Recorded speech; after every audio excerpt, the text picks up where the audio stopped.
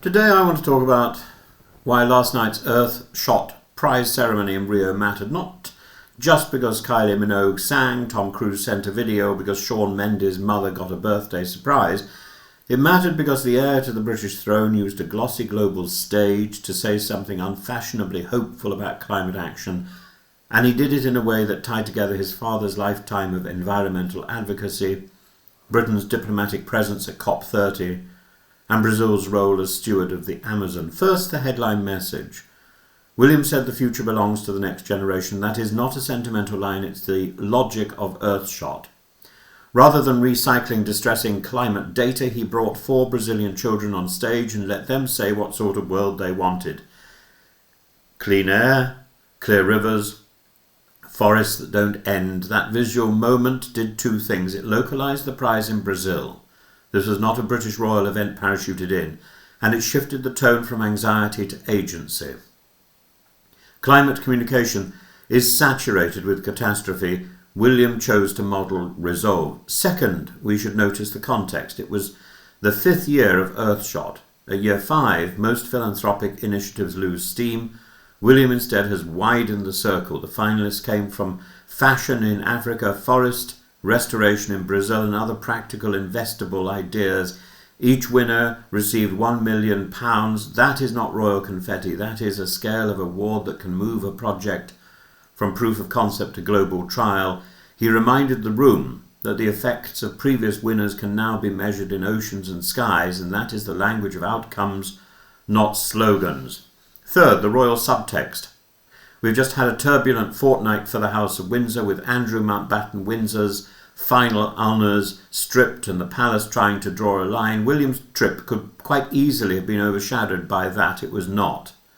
And one reason is that the subject matter was bigger than the family quarrels. Another is that King Charles saw and discussed William's speech before he left. That is important. It signalled that the monarch and the heir are aligned on the environment. Charles spent 50 years being called eccentric for talking about rainforests. His son is now delivering a polished, Netflix-ready version of the same concern in Portuguese, speaking South America, alongside the British Prime Minister. That is intergenerational continuity done quite well.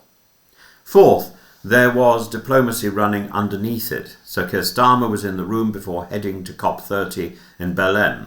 William will join him there as the King's representative. That allows Britain to arrive in COP not simply as a government reciting targets, but with its future head of state presenting a gallery of working solutions.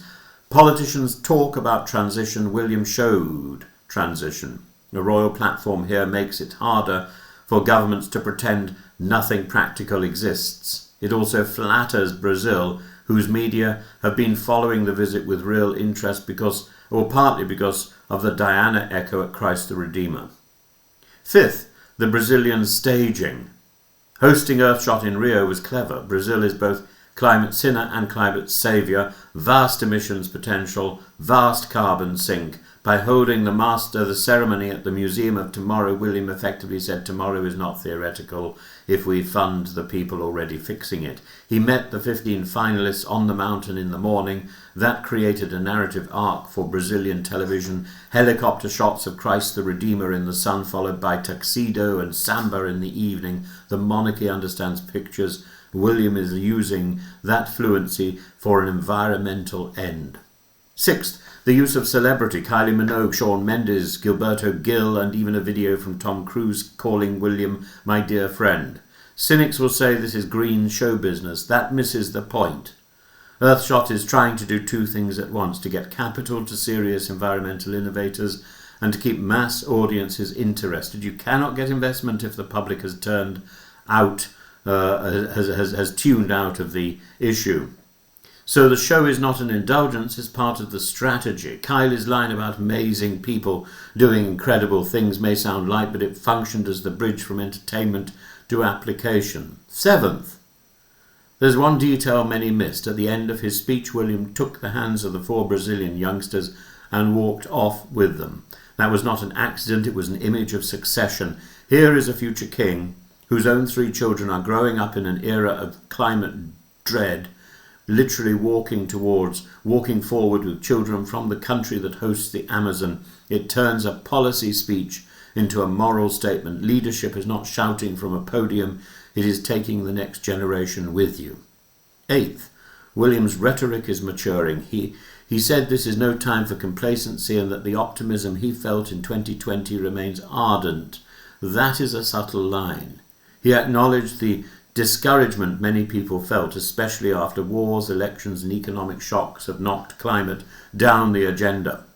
Yet he refused the despair narrative. Instead, he said that the finalists prove we can design healthier cities, build stronger economies, create better jobs. That frames climate action not as a hair-shirt sacrifice, but as industrial strategy. It also distinguishes his voice from activists who cast governments only as villains. William is trying to convene, not condemn. Ninth, we should not ignore the personal thread. William retraced his mother's steps at Christ the Redeemer more than 30 years after Diana's visit. Brazilians remembered. Kensington Palace knew they would. That sentimental continuity softens the harder message about financing forest restoration through drones and satellite imagery. A royal visit is always part emotion, part policy.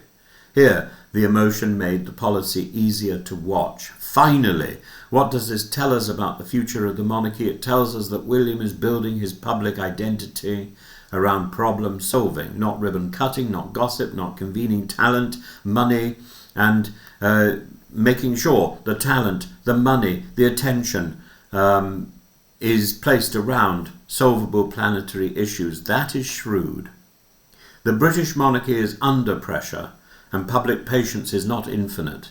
If the Prince of Wales can show that a royal platform speeds up real-world solutions, for example, Lagos Week, Fashion Week going green faster because of Earthshot, then the monarchy looks useful, not ornamental. So, Earthshot in Rio showed William acting as environmental patron and diplomatic bridge at the same time. He grounded the event in Brazilian youth to counter climate fatigue. He tied his work to his father, presenting a united royal front on the environment. He used celebrity to widen reach without losing seriousness, and he gave the country a picture of monarchy that is forward-looking, international and solution-focused at a moment when the family could easily be dragged back into the Andrew saga. In other words, it was not just a prize show, it was a rehearsal for the kind of global role he intends to play as king.